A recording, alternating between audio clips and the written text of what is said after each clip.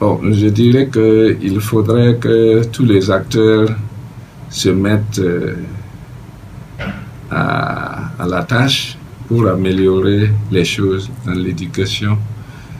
Bon, tout le monde sait que ça ne va pas et personne ne fait quelque chose. Je ne comprends pas. On cite le cas de la Corée du Sud, qui est un exemple de développement par l'éducation. On parle du Rwanda, qui est un exemple de développement par l'éducation. Mais je ne sais pas ce qui nous empêche, nous, de prendre des décisions, de proposer des réformes qui vont dans le sens d'améliorer notre éducation. Je ne comprends pas. Alors, il serait bon que les autorités prennent le problème à bras le corps parce qu'elles sont interpellées. C'est après tout leur problème si les choses ne bougent pas. C'est l'autorité qui s'est engagée à offrir une éducation de qualité à tous les enfants. C'est elles qui sont interpellées. Et quelquefois, on tire à boulet rouge sur les parents d'élèves, on leur fait un mauvais procès, voilà, ils n'éduquent pas bien les enfants, ils sont ci, ils sont ça, mais est-ce que les parents sont préparés à éduquer des enfants? Ils ne sont que des géniteurs. Qui leur a appris comment on éduque un enfant?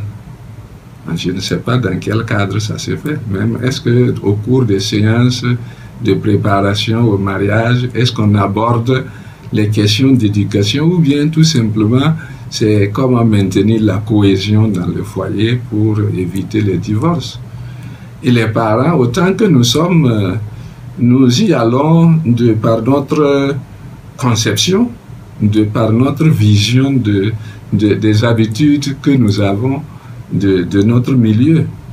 Quand un parent dit à son enfant d'aller dire au visiteur qui tape à la porte qu'il est absent, là, je ne sais pas comment cet enfant-là peut être amené à dire la vérité en toutes circonstances.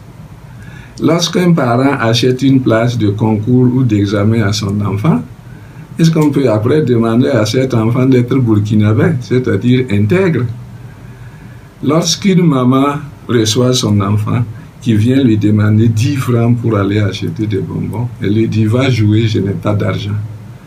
Et quelque temps après, elle l'appelle, elle lui donne 50 francs d'aller acheter du sel à la boutique voisine.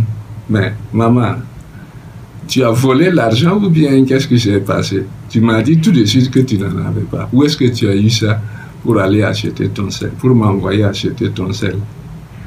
En pays Samo, on dit que quand un enfant laisse tomber un aliment, un beignet par exemple, sa maman s'en saisit, elle les poussette, elle remet à l'enfant en lui disant de manger, que ça n'a pas duré à terre. Alors, instinctivement, l'enfant se dit que ce qui n'a pas duré à terre n'est pas sale.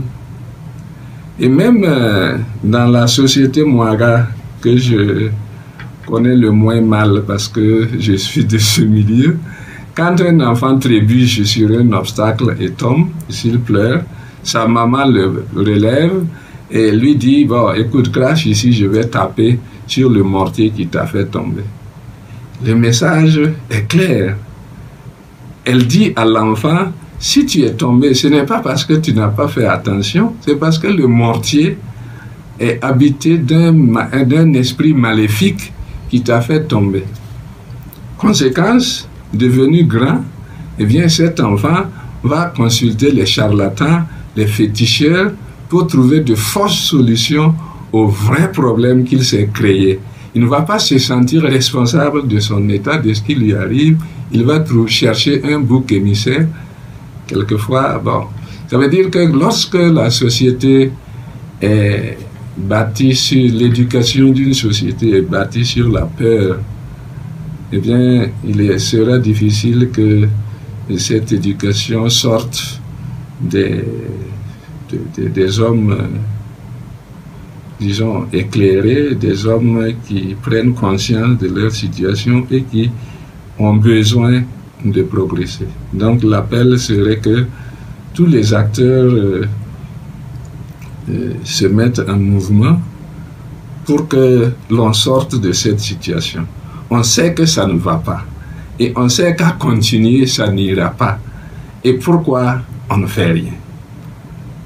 Alors là, c'est ma question. Je suppose que dans un avenir très proche, elle trouvera une réponse.